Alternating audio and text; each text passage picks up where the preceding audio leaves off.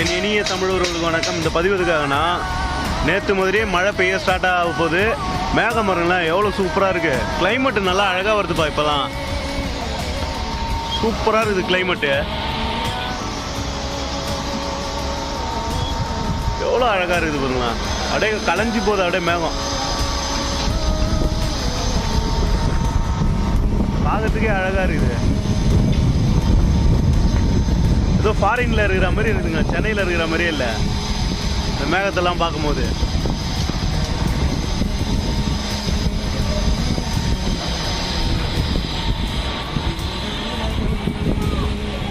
பாடி Saravana store கரெக்டாக பாடியில் எப்படி இருக்கு பாருங்க. கிளைமேட்டு சூப்பராக இருக்குது.